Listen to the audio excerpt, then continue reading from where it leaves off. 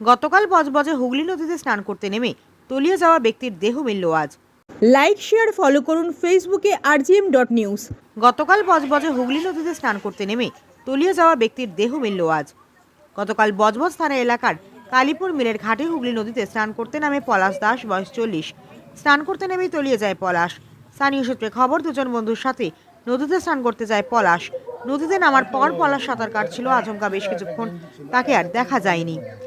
তারপর থেকে খোঁজাখুঁজি শুরু করলে খোঁজ পাওয়া যায়নি। খবর পেয়ে ঘটনাস্থলে পৌঁছয় বজবজ থানার পুলিশ।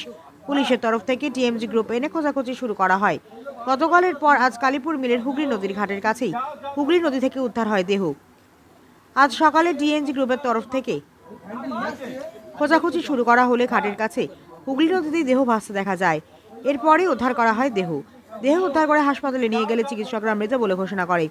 পুলিশের তরফ থেকে একটি অস্বাভাবিক মৃত্যুর মামলা রুজু করে দেহ ময়নাতদন্তের জন্য পাঠানো হয়েছে। পরিবার সূত্রে খবর, কাজের সূত্রে বাইরে থাকতো পলাশ, ছুটিতে বাড়িতে এসেছিল।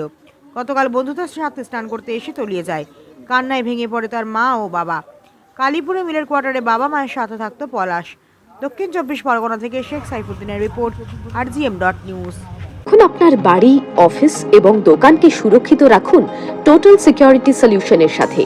আমরা বিভিন্ন নামি দামি ব্র্যান্ডের সিসিটিভি ও সিসিটিভি সংক্রান্ত যাবতীয় অ্যাক্সেসরিজ বিক্রয় করার পাশাপাশি সার্ভিসও প্রোভাইড করে থাকি। টোটাল সিকিউরিটি সলিউশন একটি নির্ভরযোগ্য প্রতিষ্ঠান যা 24/7 সার্ভিস প্রোভাইড করে থাকে।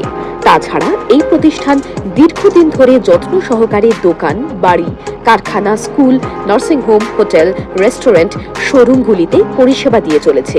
আমাদের এখানে প্রশিক্ষণপ্রাপ্ত টেকনিশিয়ান দ্বারা কাজ করানো হয়। আমাদের ঠিকানা গার্ডেন রিচ, মেটিয়া ব্রুজ, কলকাতা 700024। বিশদে জানতে যোগাযোগ করুন 7003047447 এই নম্বরে।